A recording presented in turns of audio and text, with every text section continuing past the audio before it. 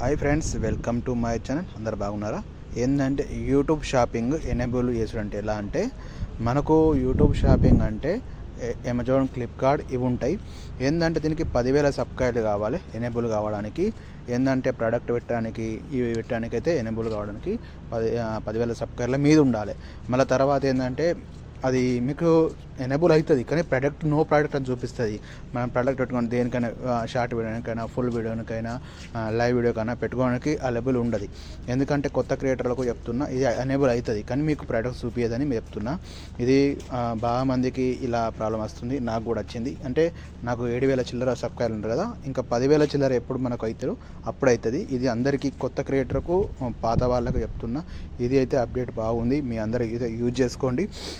మన పేజ్ని అయితే ఫాలో అవ్వండి. జాడీ భాస్కర్ యూట్యూబ్ ఛానల్ అయితే లేటెస్ట్ వీడియోస్ ఎప్పుడు వస్తే అప్పుడు లైక్ అండి, షేర్ చేయండి, కామెంట్ చేయండి.